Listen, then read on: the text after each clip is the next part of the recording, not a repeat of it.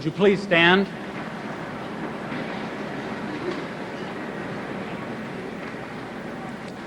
Let us pray.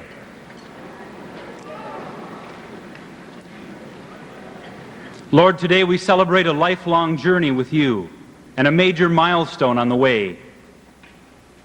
The road behind us has already been a long road, with long level stretches where we've learned to lengthen our stride, listen to companions, and observe the world. It's been a road with steep uphill climbs, too, where only your help has brought us through. To exhilarating summits and views of where we've been and glimpses of what may lie ahead. Lord, thank you for this road, particularly for this Cobber stretch of the journey. You've been here beside us, encouraging, loving, nourishing us with your very self.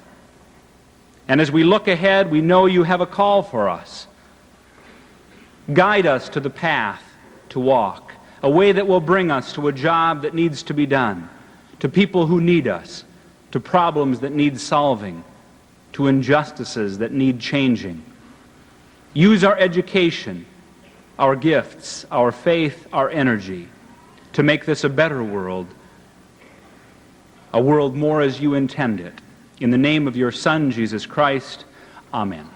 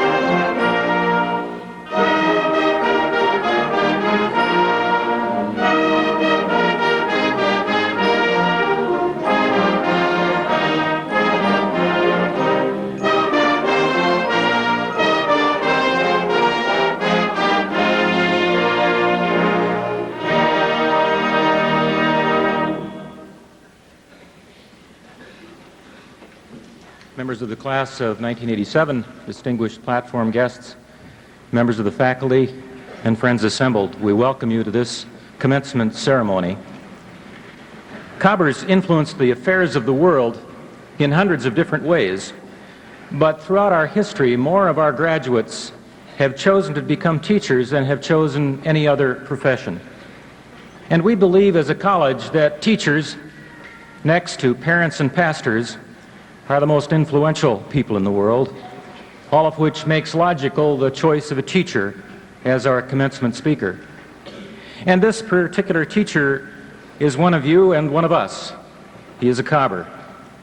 Perhaps you think this Brainerd School teacher's most significant credential is that he was chosen 1986 National Teacher of the Year. and at 32 years of age, he is one of the youngest teachers ever selected for that honor. And all of that is significant, but as far as we are concerned, what is even more significant is the fact that he is a Cobber, a member of this family, a summa cum laude graduate of the class of 1975. And he carries both affiliations with dignity and warmth. As National Teacher of the Year, he has said that he doesn't teach English literature or speech or theater, he teaches people. And so his teaching involves people's whole lives, not just what's going on with their books. And just as his approach to teaching is holistic, so also is his life in the community of Brainerd, where in addition to being husband and father, he is scout leader and church elder and JC, and that's only a partial roster of his activities. This is a Cobber whose source materials range from Springsteen to Chaucer, from the Bible to Rolling Stone. He carries his heart on his sleeve and his faith into his life.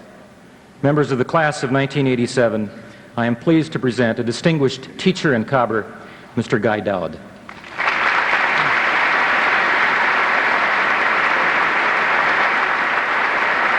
Thank you. Thank you very much. Congratulations, graduates, you've made it. I flew in last night, almost didn't make it, and had some time today to drive around a little bit and remind myself about the Fargo-Moorhead area and how much I love it here. I was taking a little walk today, and I walked by one of the local churches, and one of the pastors had put up in the marquee of that church, "If you're tired of sin, come on in." And right underneath it, somebody had hung a sign that said, "If you're not, phone 299.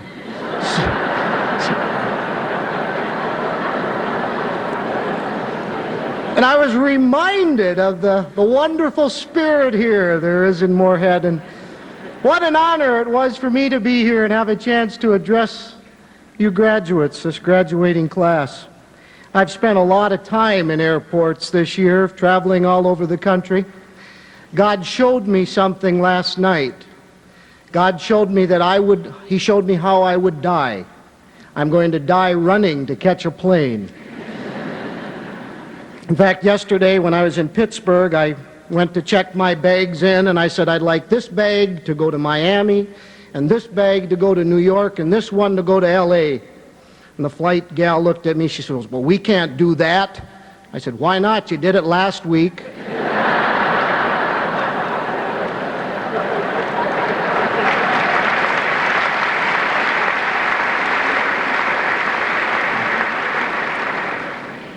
It's indeed an honor for me to be here. I literally almost did die running to catch a plane last night. My luggage bag slipped. My strap came around my neck and it was choking me. And I made it onto the plane just as they were closing the door. There was an NDSU professor ahead of me, and if Elvin's here, ask him, this is the truth. I collapsed on the floor of the plane. They wanted to get a doctor for me, but I made it here, and I'm really tickled that I did. You know, and I asked myself, what am I doing here speaking? I don't really have any claim to fame. The Teacher of the Year, that doesn't, you know, that's a nice title, but it doesn't really mean a whole lot. It's a great honor to have been selected to represent the nation's teachers this year. A great honor, but what people always find interesting about me, and they always make me tell this, even if they've heard it before, is probably my greatest claim to fame is that, well, when I went here, I never had had a date in my entire life. And then I graduated from Concordia, and I started teaching school, and I came to the conclusion that if I hadn't started dating by the time I got out of college, it was too late to start, because you're already supposed to know how to do everything, and I didn't know how to do anything. And so I just resolved myself to the fact that I was going to be single all my life. And when I graduated from Concordia College, I weighed close to 300 pounds. And then there was this one girl who was very attractive, and I just finished my first year of teaching and was going to begin my next year of teaching. And I'd just come out of Taco Town. I'd had a huge order of spaghetti and a half a chicken, and she was coming in, and she said to me, her name is Julie, she said, "Mr. Dowd, are you still teaching?" I said, yes, Julie, I just finished my first year. And she says, well, she said, are you married yet? I said, no, Julie, I'm not married yet. And then she said, well, you know, you'd be kind of cute if you lost 100 pounds. Kind of cute, why bother?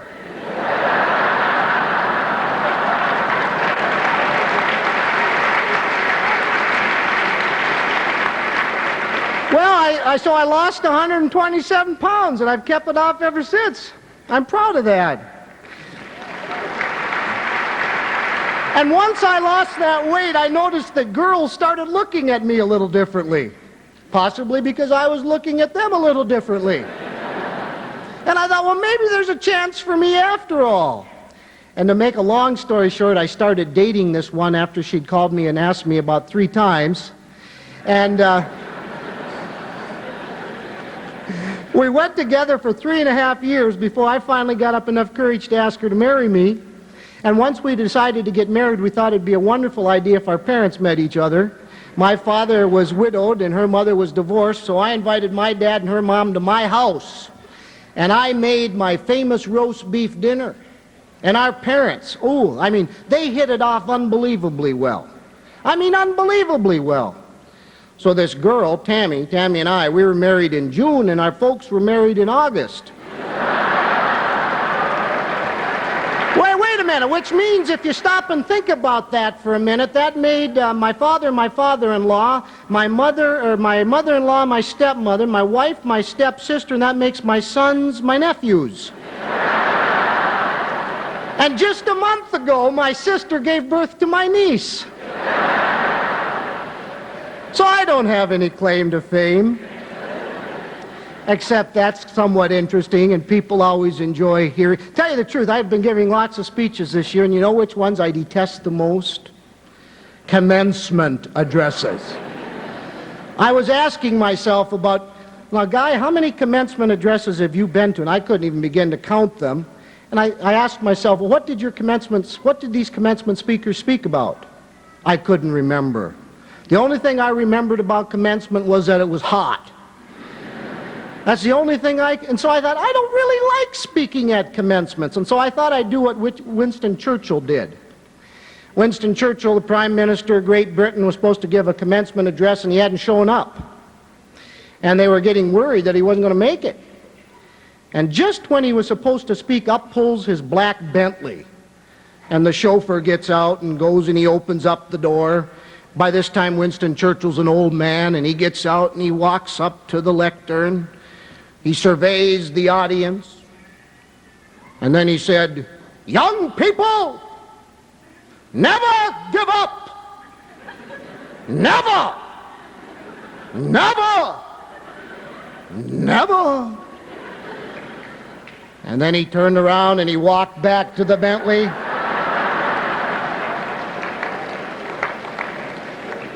And he drove off.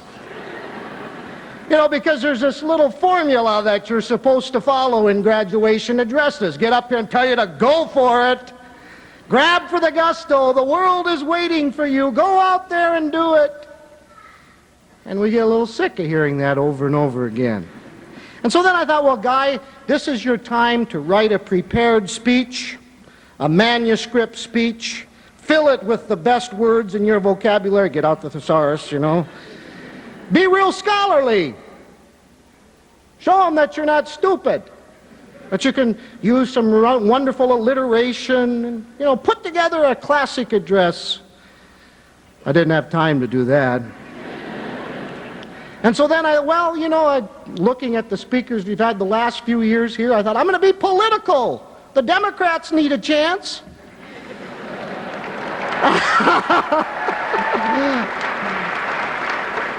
And I didn't want to do that. And I've been asked to travel all over this country this year and speak about education. And boy, that's something we need to talk about. And education reform. We know that our nation cannot maintain the kind of standard of living that we now enjoy unless we remain economically competitive. And how are we going to remain economically competitive? All of the experts are telling us this. It's through our educational system. And we've got some terrible problems ahead unless we do something. Because you know what? By 1992, over half of the teachers in America that are presently teaching are going to be retiring. And that means within the next 7 years, we have to replace 1.25 million teachers. And in order to do that, 23% of all the students enrolling in colleges and universities in this country would have to be indicating that they're going into teaching. And at this point, only 6.3% are. There's a massive gap there. I'd like some of you, even though you're graduating, to consider teaching. And why is that important? Well, it's important because it's the teachers that train the lawyers and the doctors and the engineers. It's the teachers. And we know that we have to put out from our nation's schools kids, students like we've never graduated before who are equipped. You know why? Because in Korea, the guy or the gal that makes your VCR works 363 days a year with only Christmas and Thanksgiving off. 12 hours a day for a salary of $3,000. We can't compete with that in the labor market. What do we have to sell the world? It's our brain power. And who is it that trains people? It's teachers. And so it was an honor for me to be invited into the Oval Office and meet the President and receive the Crystal Apple as the nation's Teacher of the Year. And the President reached out and he grabbed my hand. Very warm, personable man. He just finished telling the leaders of the Senate and House that our planes were on the way to bomb Libya. He kept me waiting for an hour and a half. And the governor, Perpich, and his wife, and Commissioner Randall, and my superintendent, and my wife, of course, and my congressman, and everybody who thought they should come along came along to the White House. And finally, Reagan invited us in, and he was very warm and personable, and he said, "I saw you on television this morning." And that really, the president watched me on Good Morning America.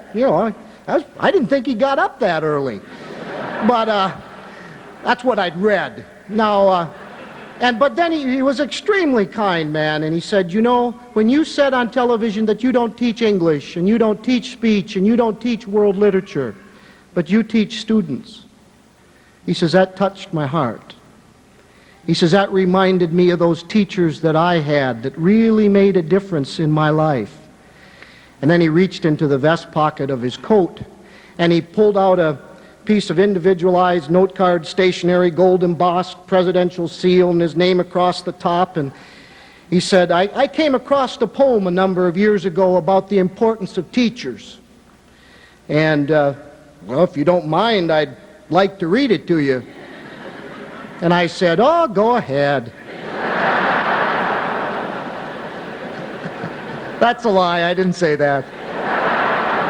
And so he looked at me and he held the poem and he said, teachers, you are the molders of their dreams, the gods who build or crush their young beliefs of right or wrong. You are the spark that sets aflame the poet's hand or lights the flame of some great singer's song. You are the God of the young, the very young. You are the guardian of a million dreams. Your every smile or frown can heal or pierce a heart. Yours are 100 lives, 1,000 lives. Yours the pride of loving them and the sorrow too. Your patient work, your touch, make you the gods of hope who fill their souls with dreams to make those dreams come true. And when he was finished reading it, there were tears in this old feeler's eyes, and there were tears in the president's eyes, and he'd written this poem out in his own handwriting, and our eyes met, and it was an extremely warm moment. He looked at me and he says, well, if you don't mind my chicken scratches, he said, you can have this. And I took the poem and I held it. And I'd read just a couple weeks earlier that his signature alone was worth $66.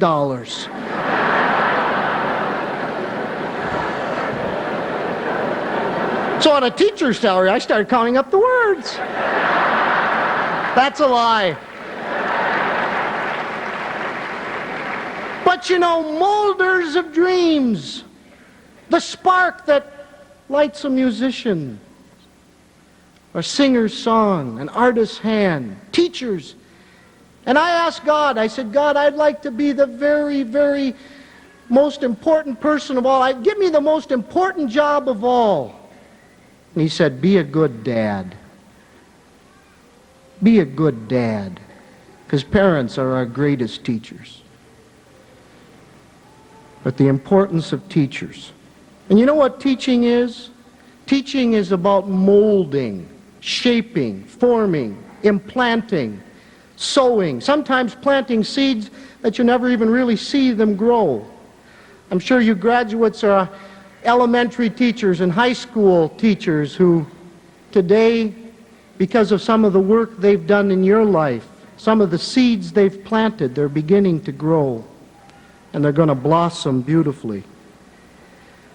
But as I've traveled and as I've been involved in scholarly discussions about education, I keep coming back to the fact that education is about people. And all of life is really about people. I just spoke at a labor and management prayer breakfast in Pittsburgh.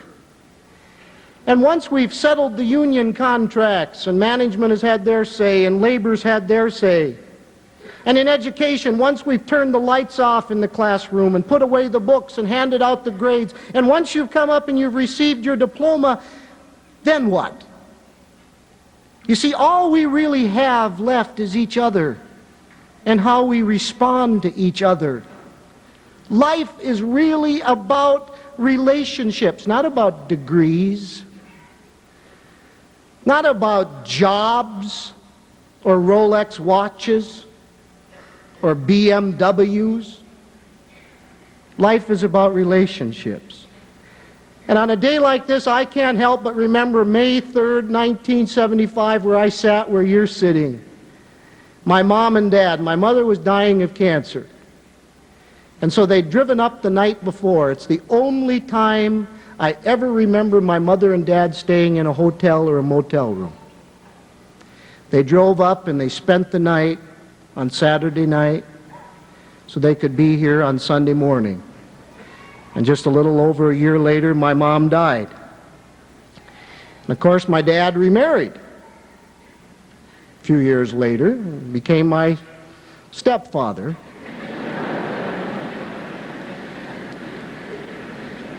And here was my dad. My dad was a paratrooper. He only finished 8th grade. He jumped on the Anzio beachhead in Italy. He was shot as he was jumping with shrapnel. It filled his legs. He was captured, and he spent 18 months in a prisoner of war camp in Prussia. And when he came back from the war, he found his father dead and his mother dead. He'd gotten married before he left. His wife had left him. He had had a son who had drowned to death. And he took to the same path that his father had, drinking. And my dad became a drunk. And my dad quit drinking. But then my dad remained a dry drunk for most of the rest of his life. He'd go to work, come home, sit down, turn on the television, watch TV till it went off the air. It used to go off the air. Get up, go to work, same routine over and over again. I'll never forget when they stayed in a motel in Fargo, and I went out there with them, and when we exited off the interstate, my dad started going down the wrong way on the double lane. And there was my dad, and I never knew him. And I remember one night when I was praying, God said, Guy, you've got to talk to your dad. There's so many things you've never told your father. You have to talk to your dad. You've never hugged him. He's never hugged you. I was kind of mad at him because he'd never taken me fishing and he'd never taken me hunting and he'd never done anything with me. I was angry at him. All of a sudden, God said, Guy, you're a hypocrite unless you go home and you talk to your dad. I went home, and he was sitting there smoking a cigar, watching television. I walked over and I turned the TV off. I had never been so nervous in my whole life. Talking to my own dad. I said, Dad, I got to talk to you. Something really important. He says, what's wrong, Sonny? He always called me Sonny. What's wrong, Sonny? You get a girl pregnant or something? I said, oh, Dad. And I sat down and I started to talk to my dad. And I told him that I loved him. And all of a sudden he got big tears in his eyes. And I said, Dad, I know you never go to church, and I want to know that whatever time we have left together is time that we can share with each other. And I want to know that should you die, you're going to be in heaven with me. He kind of looked at me, he says, I've committed too many terrible things. He said, God could never forgive me. And that night my dad and I prayed together. And then I stood up and the tears were streaming down my face, and I put my arms around him and I hugged him like I'd never hugged him before. And from that day on, every chance I had, I drove out of my way to go through Staples to visit my dad. And then, of course, he married my wife's mother. And we never had any arguments about where to go at Christmas time.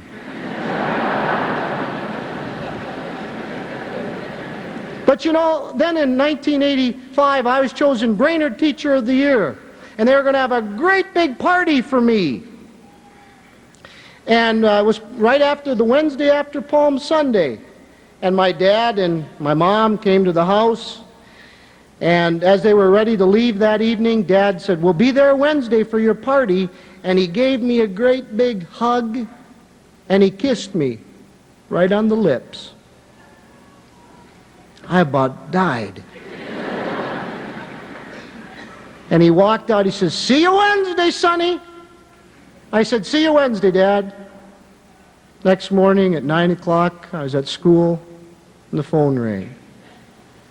My father dropped dead of a heart attack. Just like that. I left school and I drove to Staples and I went to the funeral home where I'd been for my grandma and my grandpa and my mom. I went in to see the funeral director, Joe Brenny. He says, your father's body is already embalmed, Guy. Would you like to see him? He said, I don't have him dressed yet, but I have a sheet up to his head. He said, sometimes it helps. I said, yeah, I'd like to see him. So I went back into the embalming room. There were 2 or 3 other bodies in there. And there was my dad's body. And I stood there. And the mortician put his hand on my shoulder. He says, is there anything that you've never told your father that you'd like to tell him now?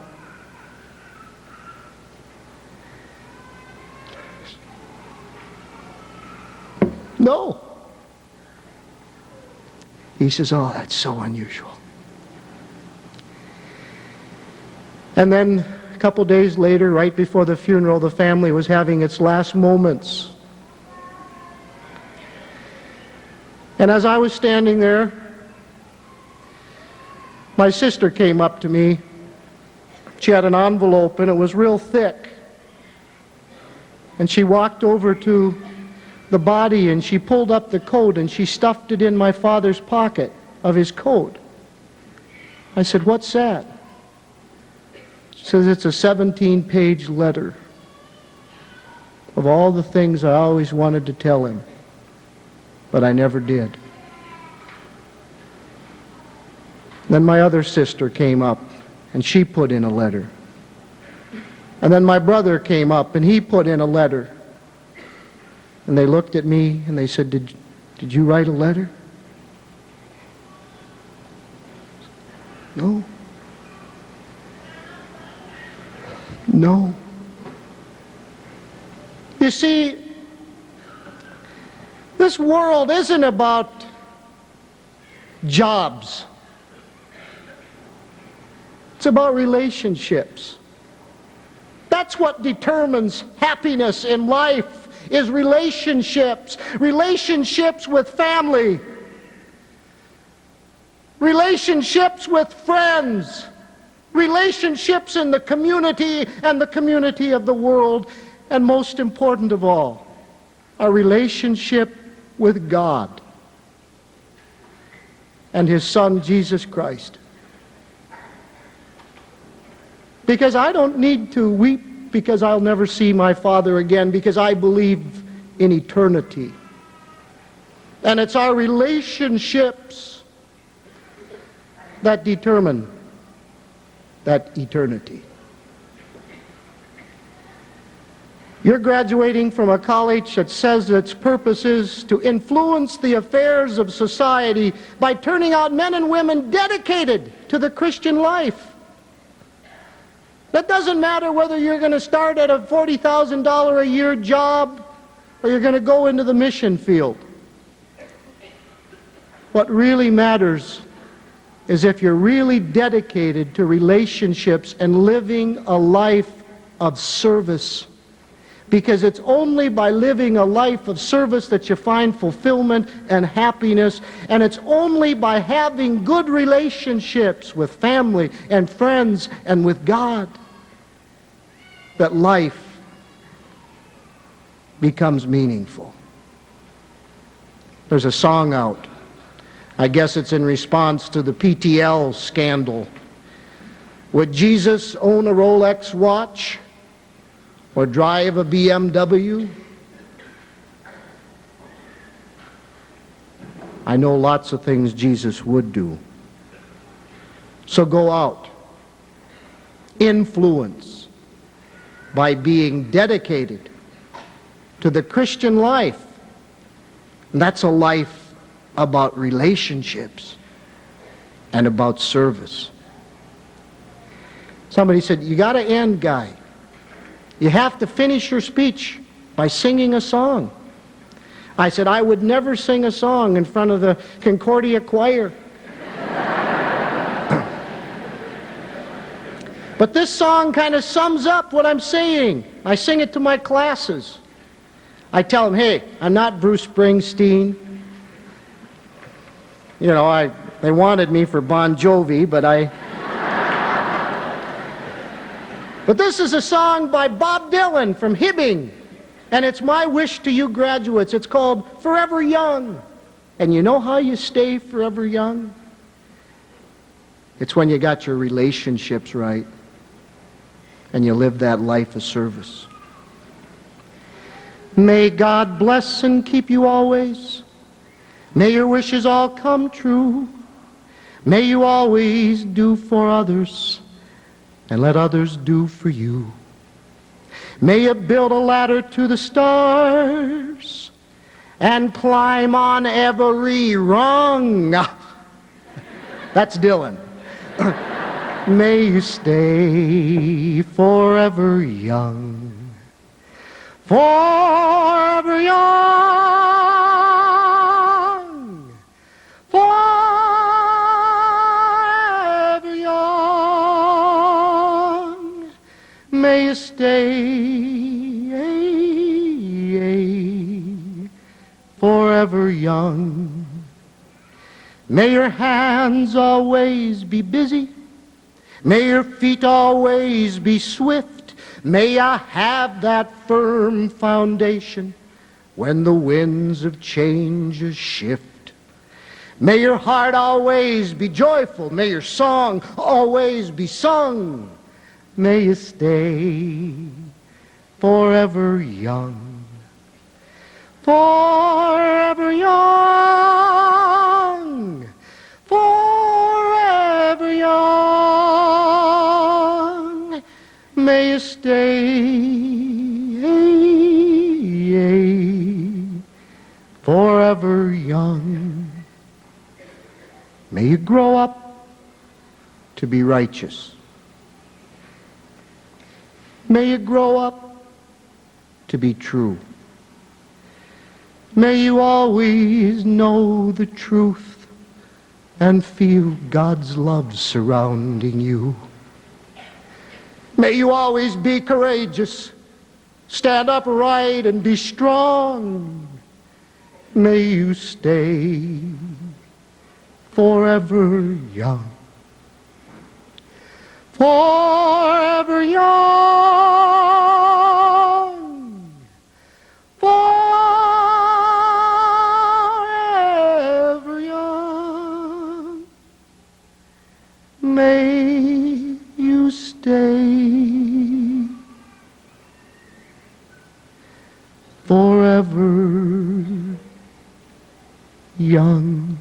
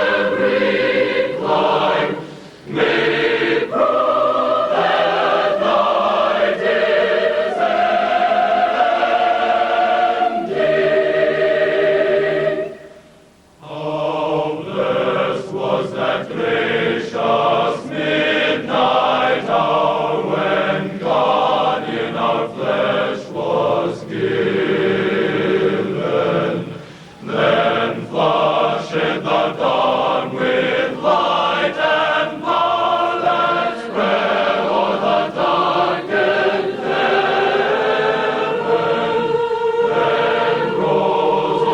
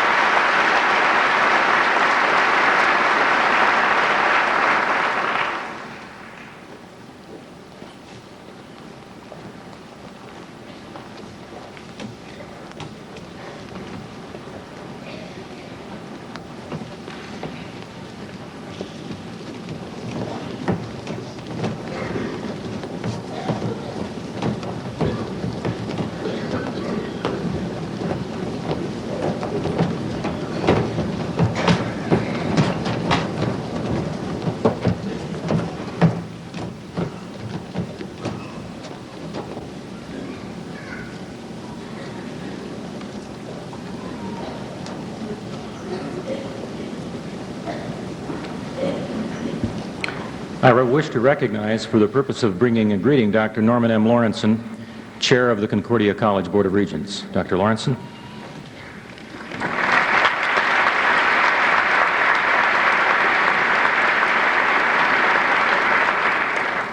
Thank you very much, Dr. Dovely. Members of the graduating class of 1987, Guy Dowd, faculty, parents, and friends of Concordia. For the past year, when Guy Dowd has been National Teacher of the Year, it's been my privilege to have heard him on 3 different occasions. And today is no different than on any other prior 3. He gives a message of inspiration, and he's a shining example of what Concordia is all about. This class has made us proud. Your accomplishments in music, debate, scholastics, athletics, and many other fields have taken Concordia far beyond the area of Fargo-Moorhead. You've brought recognition and honor to the college from almost most of the nation. Very shortly, you're going to receive your degrees, and you'll no longer be a student, but a graduate, and being so, an alumnus of this college. Today is life and living. Yesterday is only a dream, and tomorrow is only a vision. But today, well lived, makes every yesterday a dream of happiness, and every tomorrow a vision of hope. I wish for the class of 1987 the best, and Godspeed in your new jobs and whatever your endeavors may be. Good luck to you.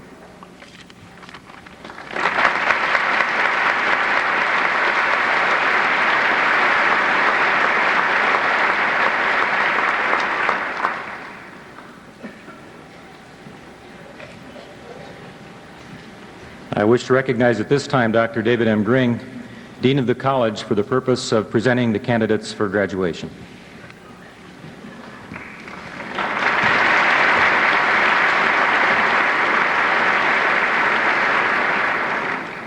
Will the candidates for graduation please rise?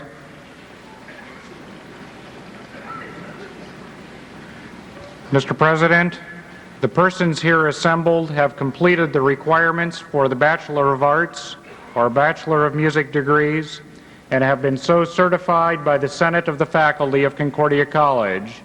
On behalf of the faculty of Concordia College, it is my esteemed pleasure to present them to you. Upon the recommendation of the Senate of the Faculty and the authority of the Board of Regents of Concordia College, I am pleased to confer upon you the degree of Bachelor of Arts or Bachelor of Music with all the rights, privileges, and responsibilities pertaining thereto. You may, at this time, move the tassel from that side to this side.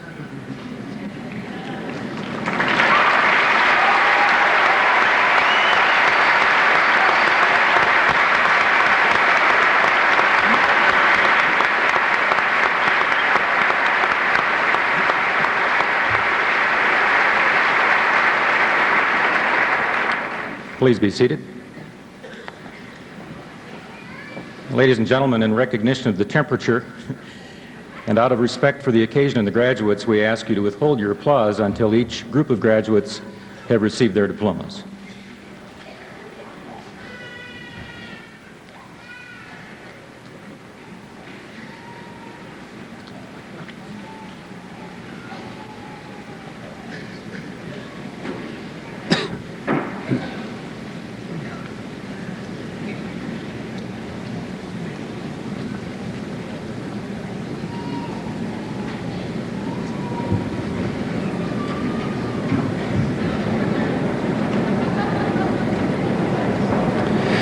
The degree of Bachelor of Arts, summa cum laude, David M. Agri, Linda Elizabeth Beta,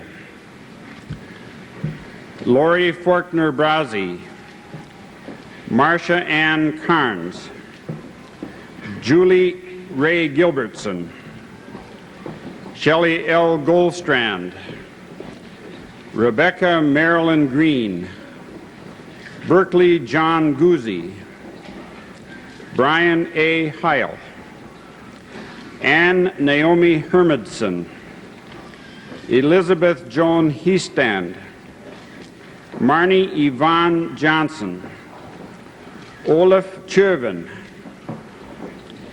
Leah Eileen Notek, Sharon Elizabeth Libby, Ross Allen Miller, Kevin David Moe, Sandra Renee Myrie, Kari Lynn Paulson, Elizabeth A. Pedersen, Kristen Ann Faby, Tina Renee Ramsett, Patrick A. Rankin, Denise Lene Risland, Jonathan Mark Steinwand, Cynthia Marie Strand, Kevin Bradley Erdahl, and Daniel Paul Vanderstein.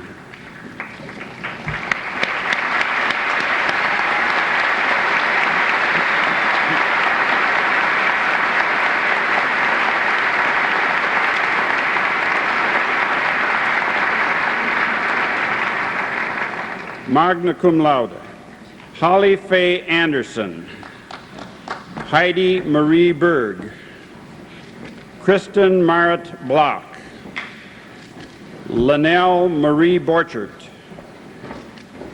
Lance Eric Butner, Ron Clark, Philip J. Cohen,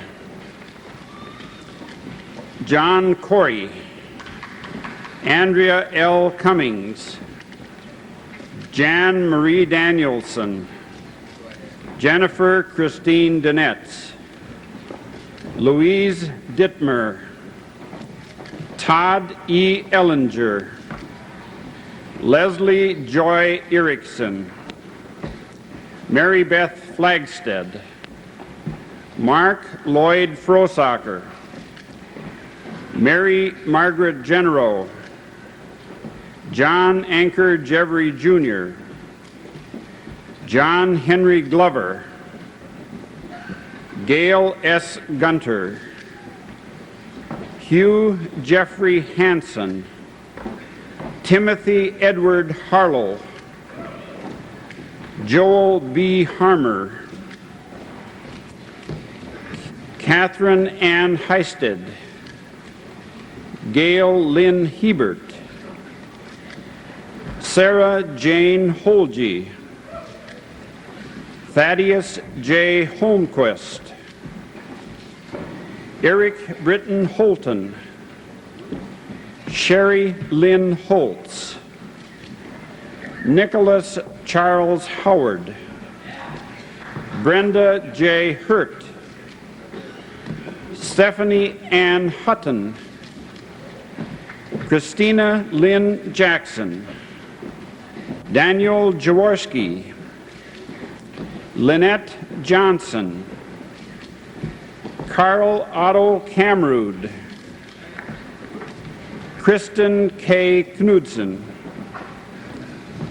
Mary Beth Kraus, Brian Kenneth Landsberg, Julie M. Limaseth,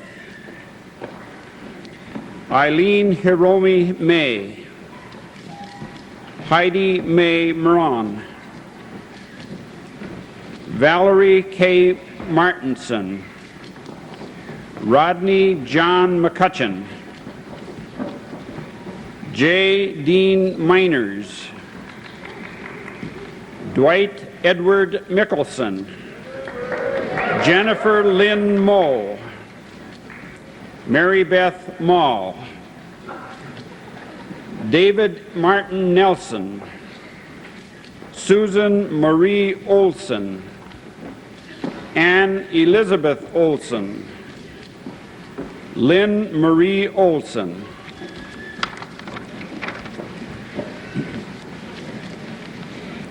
Charles R. Pence, Christy K. Peterson, Michael William Peterson, Margot Ann Redfield, Amanda L. Richmond, Lisa May Roisum,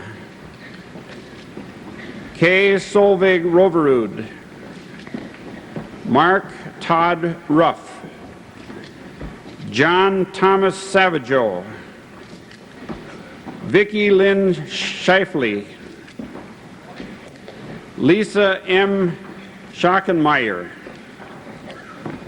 Chad H. Scott, Andrew Richard Smith, Pamela A. Storm, Stephen Paul Strike, Dana Andrea Swenson, Deneen I. Ulberg, Dion Wade Warney, Corey Murray Weisenberger, Carrie Lynn Wohler, and Sarah Elizabeth Zellmer.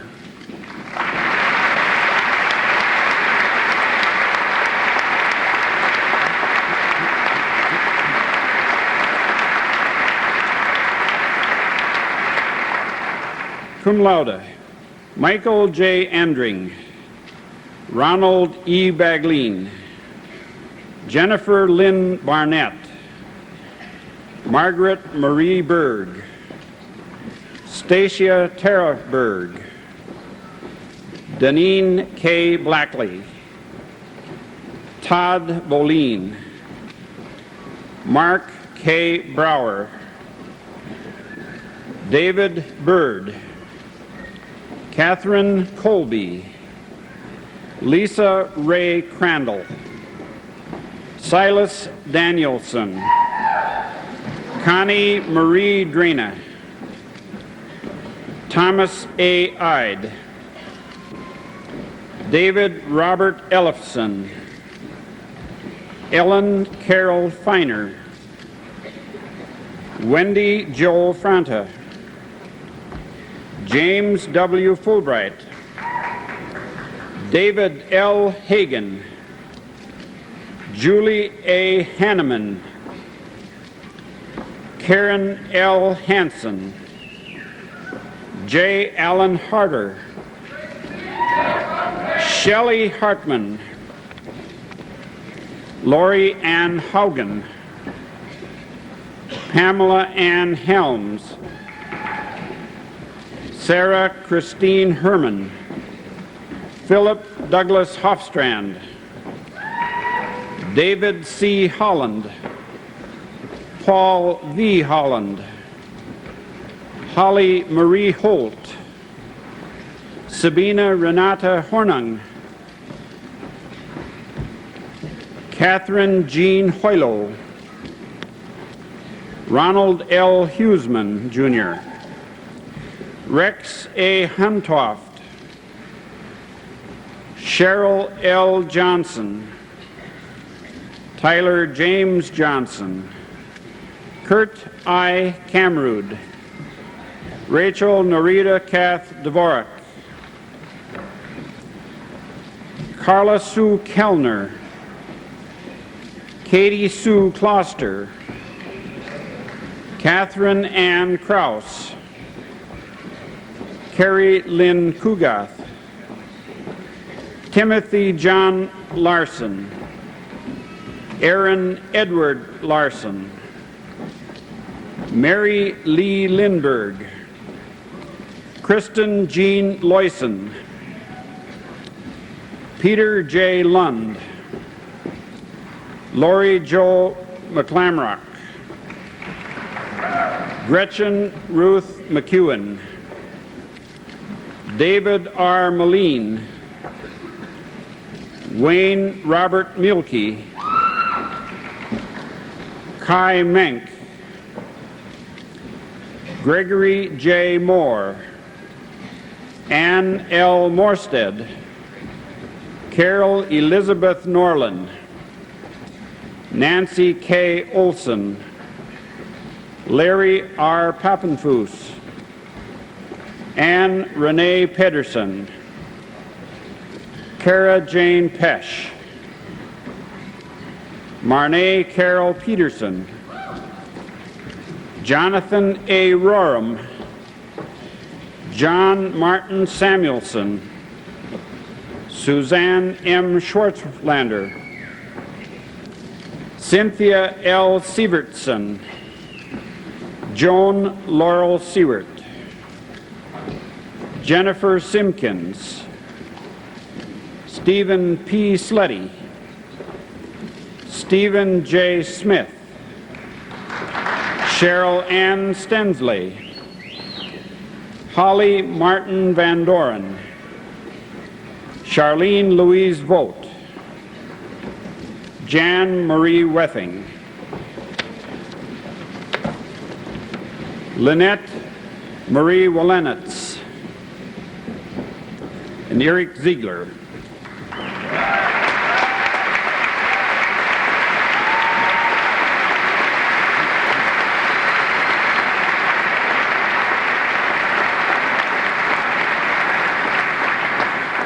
The degree of Bachelor of Arts, Karen Marie Adamson, Rebecca Marie Albrecht, Chad R. Allstat, Kent Arthur Amundsen,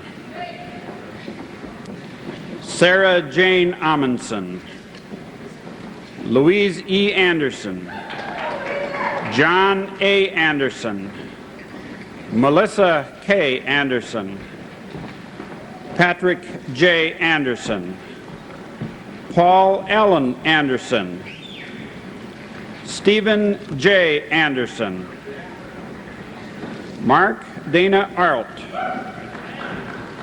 Cheryl Marie Arneson, Kirk E. Arnold, Carla Ray Arnson, Ann C. Austin, Greg Barnes,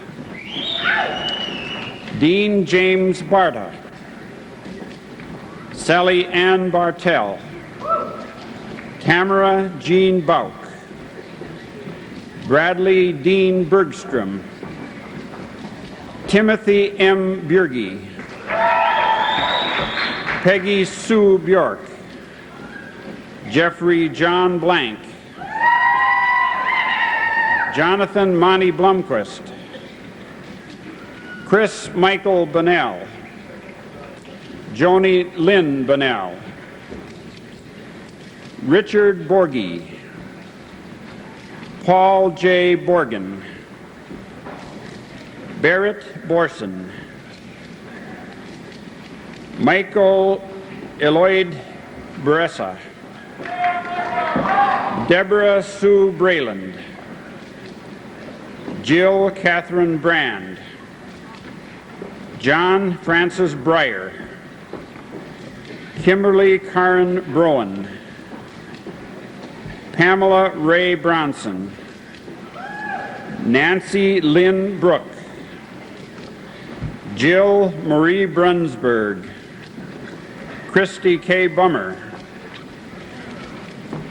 Anne Elizabeth Bundy, Jill Louise Burdick, Betsy A. Burke, Lori Jean Carpenter, Kwai Fa Chan,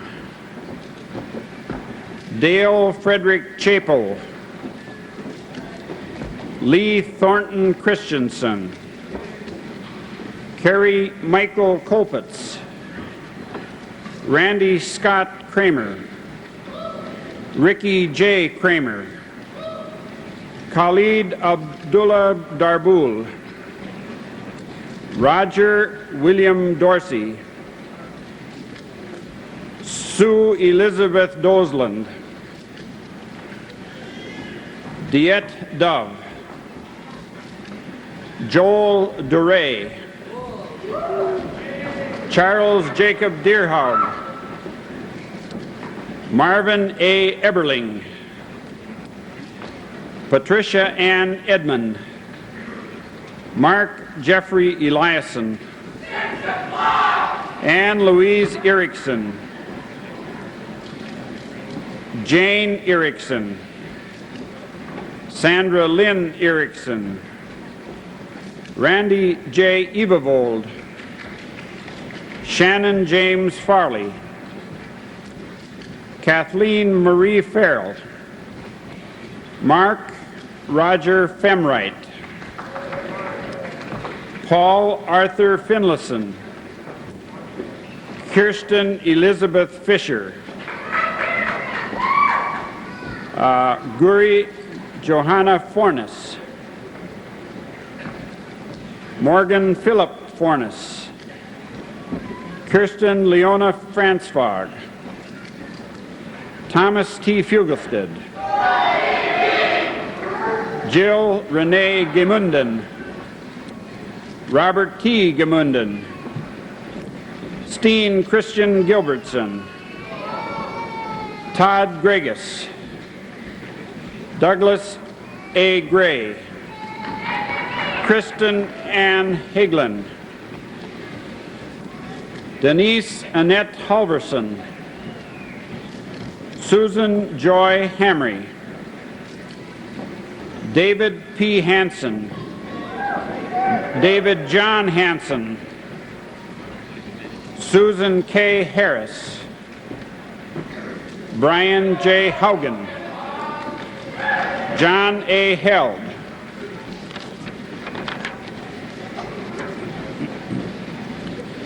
Thomas James Hogan. Catherine Ann Holmberg. Brenda Jo Jacobson. Kristen K. Jacobson. Christine Melina John.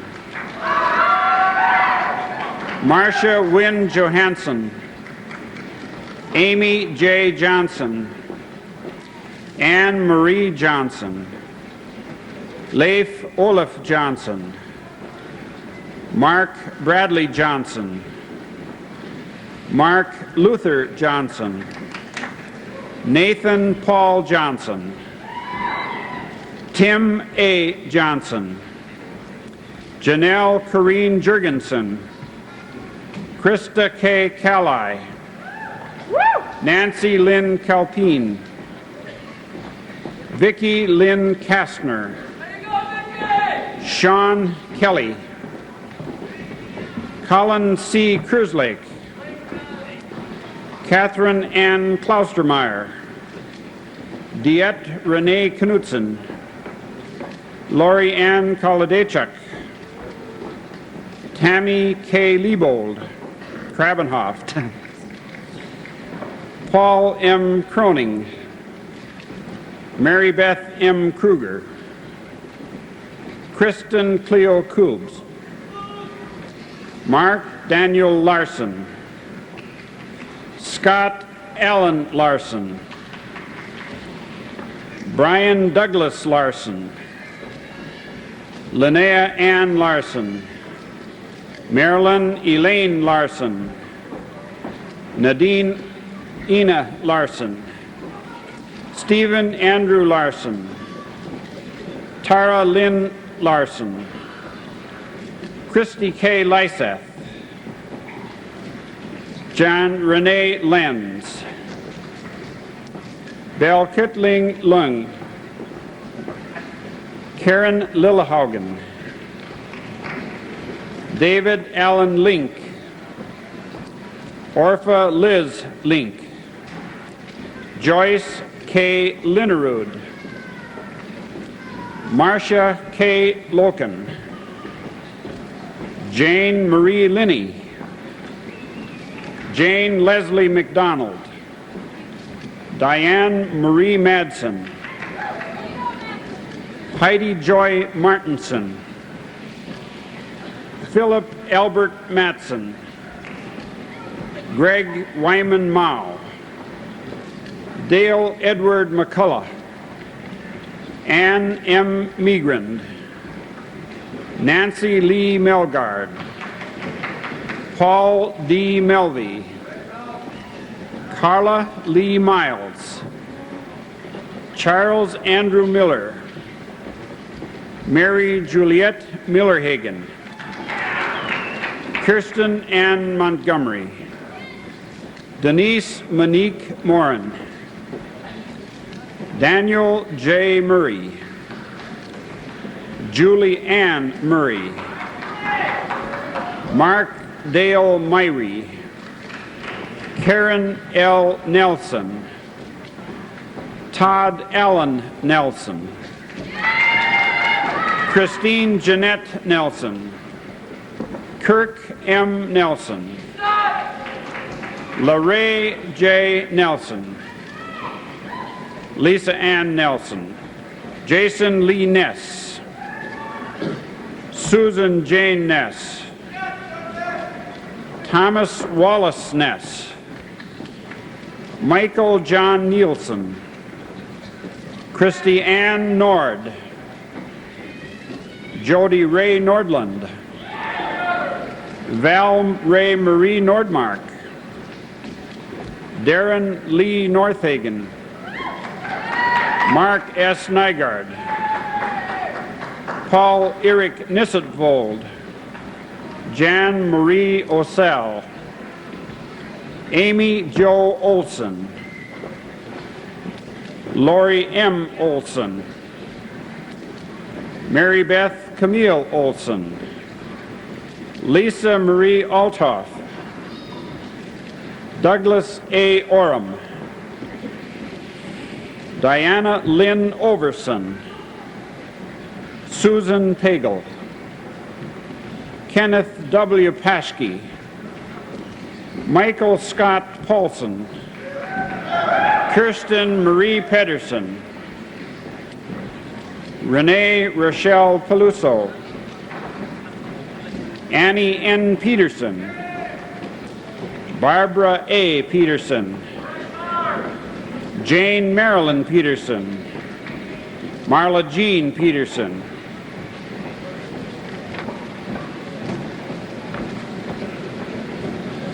Susan Elaine Peterson, David Allen Philippe,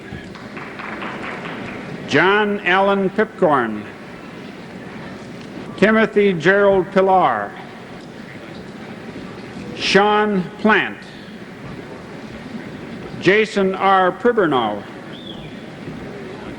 Darla Jo Kornstrom, Philip Alfred Reesness, Mark Allen Rice, Burl J. Reiki, Jana Catherine Rogney, Oli Ramasmo Jr., Mark E. Roshan, Lisa Marie Rost, Aaron Rourke, Jennifer Ann Ruley, Kathleen Elaine Russler, Christopher Dale Rusted, Thomas Guy Sandberg, Gina M. Sandgren, John David Sanis, Stephen Patrick Schmitz, Errol R. Schoenfish, Michael Eldon Schreiner, Sarah Lynn Schrader, Tammy K. Schultz, Andrew Philip Seeger, Mickey C. Schumacher, Kyle Sietsma, Sonia Simonson, Michael S. Simpkins, Lisa Christine Skoglund, Paul Gregory Slutton, Joel Douglas Smith, Nancy Lynn Smith, Stephen John Smith, Vincent Peter Smith, Sarah E. Solom, Devon Rochelle Stedgy, Kyle B. Stensrud, Shauna Marie Stushnoff, Anita Lynn Sweet, Peter Bjork Swenson, Mary Sue Tollerud, Stephanie Joy Teig, Kevin P. Thompson, Scott Christopher Thompson, Todd J. Thompson, Mary D. Tollefson, Mary D. Tollefson, Kristen A. Troff, Marit Ulriksson, Sharon Lene Vogt, Robert G. Walmau, Stacy C. Watts, Todd Scott Webb, Kathleen A. Weed, Christopher M. Wirmager, Kent A. Whitehouse, Jeanette Lynn Wick, Todd Robert Witt, Cecilia Woyen, Kevin Anthony Worthington, Connie Ruth Volman Yarbeck, Michael L. Yashenko,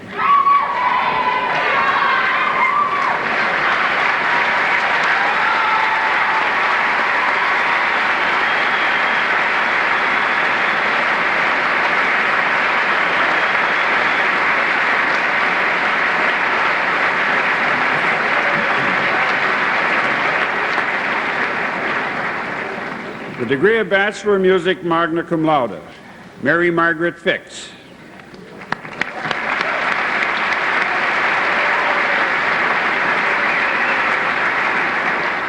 And cum laude, Joan Patricia Hattlestead.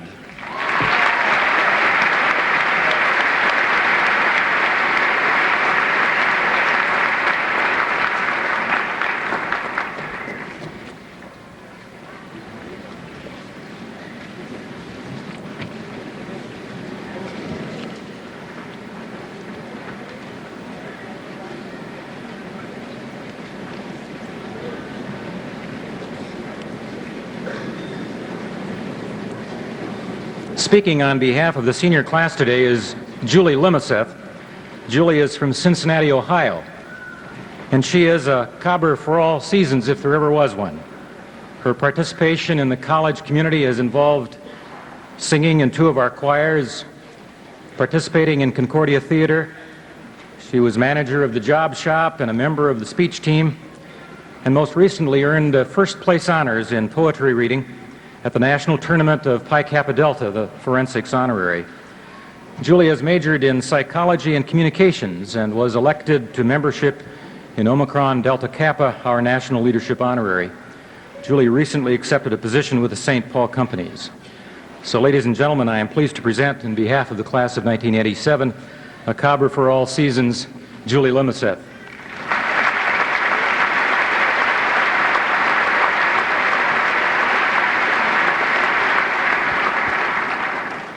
Thank you, President Debry, Mr. Dow, administration, faculty, family, friends, and the 1987 alumni that are sitting here.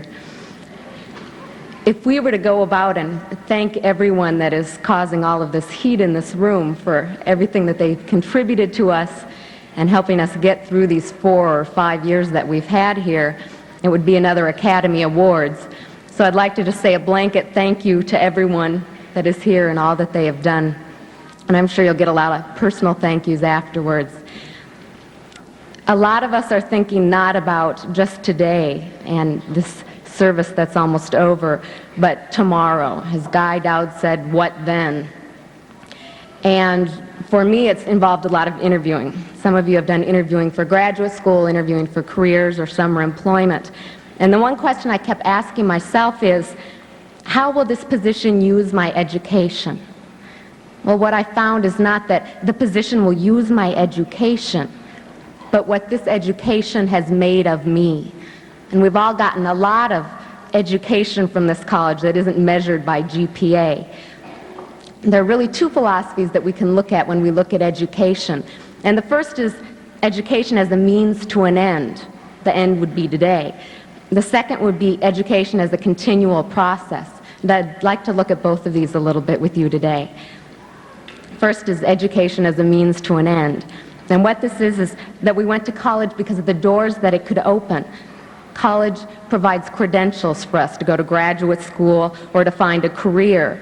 And if we don't have these credentials, then basically whatever education we've had is useless. Seniors, what kind of salary do you really think that we could get from a Concordia education? And if you get a salary that's not equal to that amount, does that mean that the rest of the education we've received is worthless? Can you put a price on the 4 years that we've had here? I don't think so. And I don't think that this education is really ending, but it's just part of a process. And we're going on into the second philosophy of education. That is the process, the lifelong process of education that we're all part of.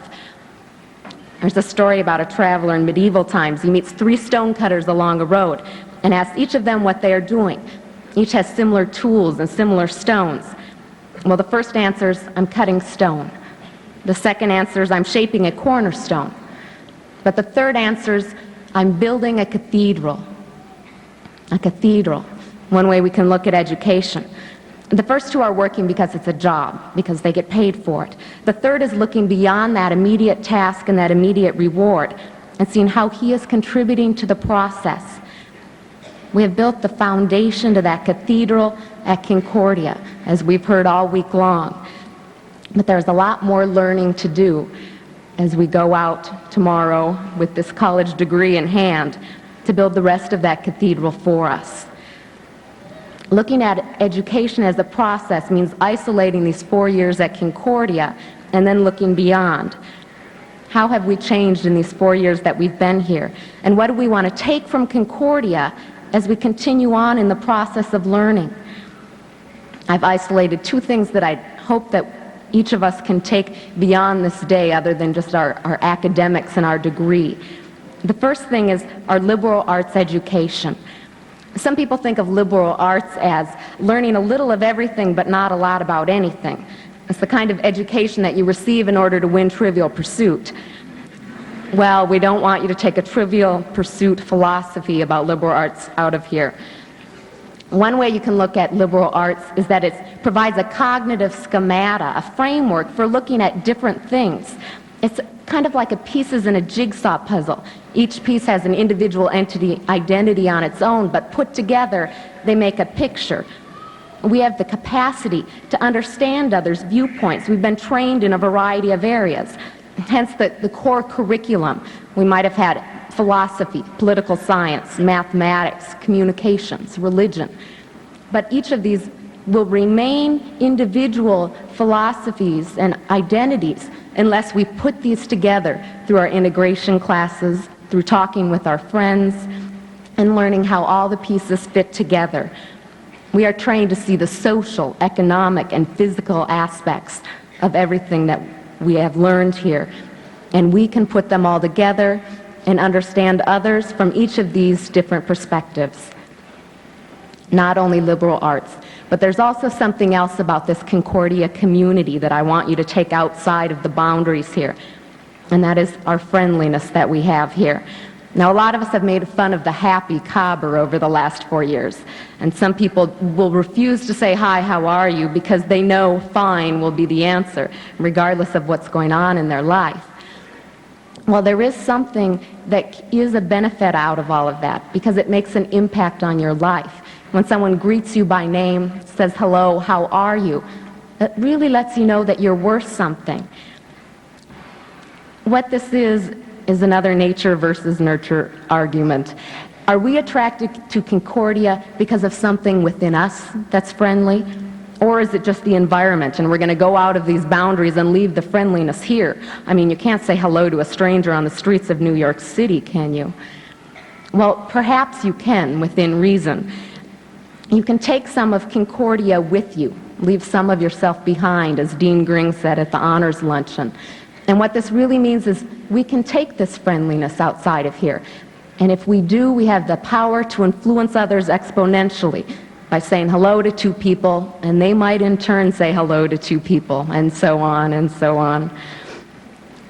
So what I would like you to take out of Concordia today, outside of this degree and the academics and the knowledge that you've learned, is this liberal arts education and perspectives, and also the friendliness that we've all discovered here. In conclusion, I'd just like to ask, does anyone out here have a Concordia ring on? If you do, there's one symbolic meaning of that ring that we haven't talked about at all today. That's part of the commencement ceremony, and that is the turning of the rings. When we're here at Concordia, the sea faces us, if you look at it. And one way you can look at that is the knowledge from Concordia is flowing into us. Well, part of the ceremony today involves turning those rings around so that the sea faces outward. Well, then the knowledge can flow out of you. If you look at college as a means to an end, then in 4 years, there'll be nothing left. Concordia education would be useless. But if you look at this education as a continual process, you will learn that things are coming in, new knowledge is coming in as knowledge is given out.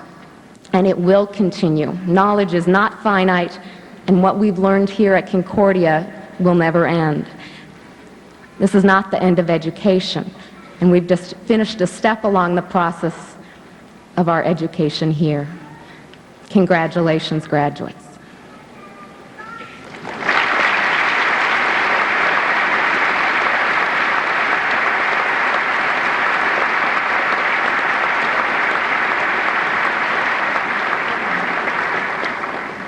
Thank you, Julie. Following this commencement ceremony, I'm asked to invite Pastor Richard Larson to the North Office to receive a message. Following the benediction, the members of the audience are invited to be seated during the recessional. Will you all rise now for the singing of the hymn to Concordia?